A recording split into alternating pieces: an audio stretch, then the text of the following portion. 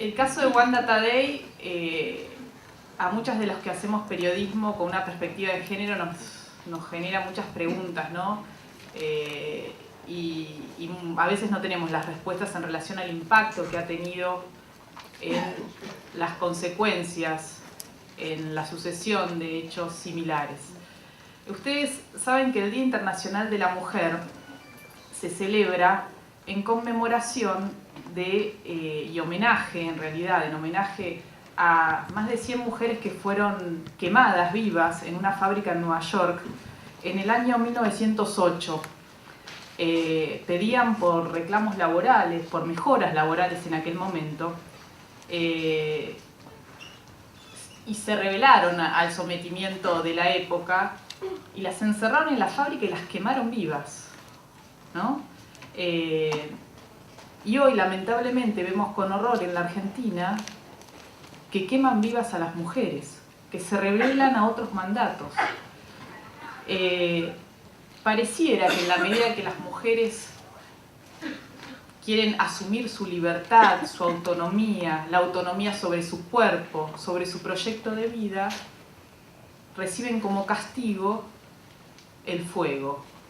Y ustedes saben que en la Edad Media, la Iglesia Católica, a través de esa herramienta que tenía, que era la Inquisición, también quemaba vivas, y quemó vivas a miles de mujeres en el mundo, en Europa sobre todo, que eran las que portaban información, las llamadas brujas, ¿no? Se las tildaba de brujas porque tenían información sobre el cuidado del cuerpo, sobre el control de la reproducción.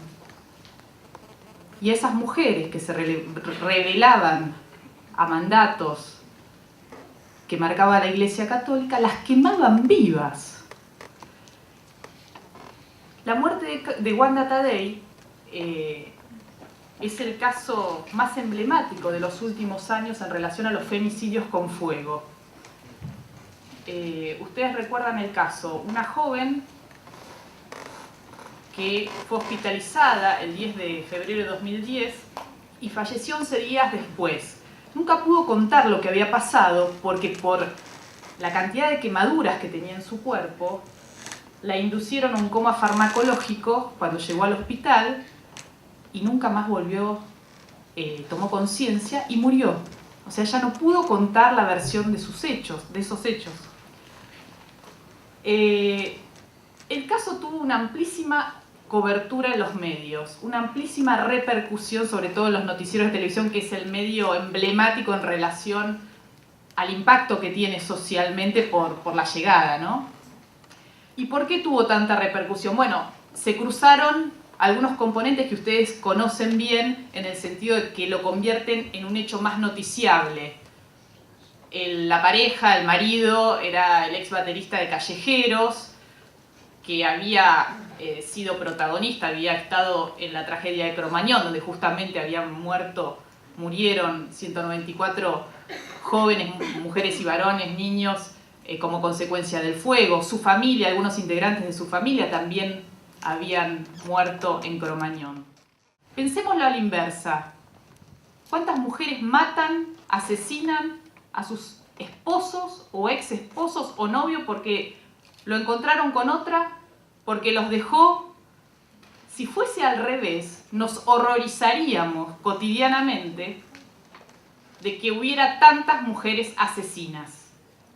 Pero es a la inversa. Y vamos naturalizando, porque claro, hay un caso, hay otro, y la noticia ya no nos impacta tanto.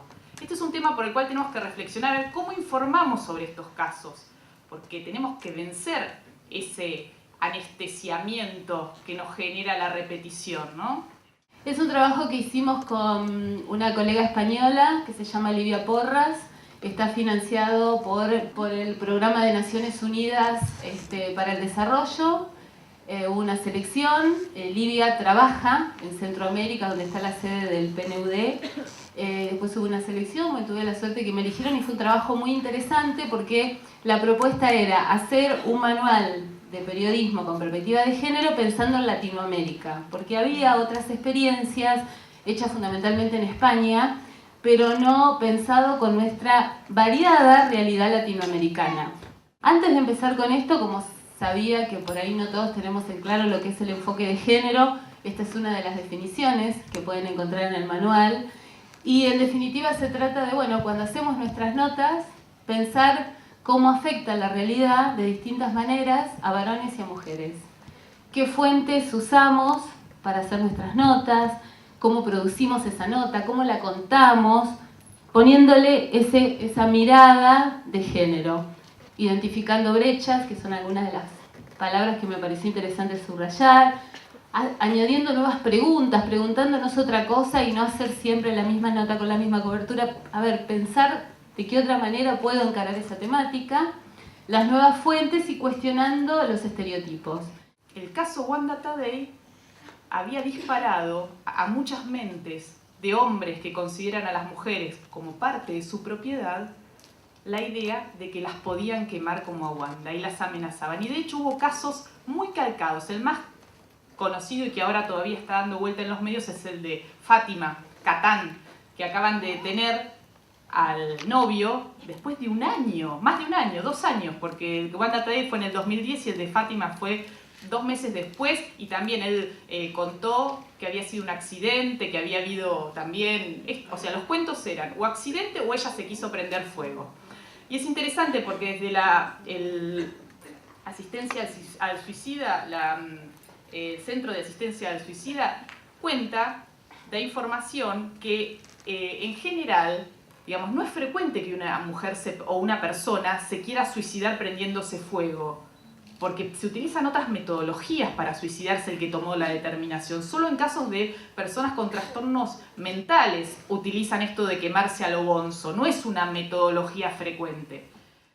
Algunas de las recomendaciones, los términos, cómo nos referimos a la problemática, ¿no? Violencia contra las mujeres, violencia de género, violencia machista, los términos que se utilizan. Tener en claro que es un delito, ¿no? Que es un problema social, un atentado contra el derecho a la vida, la dignidad, la integridad física y psíquica de las mujeres, y es en definitiva una cuestión concerniente a la defensa de los derechos humanos. Y esto es clave, es un tema de derechos humanos. Y tal vez es una parte de los derechos humanos que se viola con más frecuencia en la Argentina, como en otros países, ¿no? Pero está tan naturalizado que no ponemos el eje y el foco.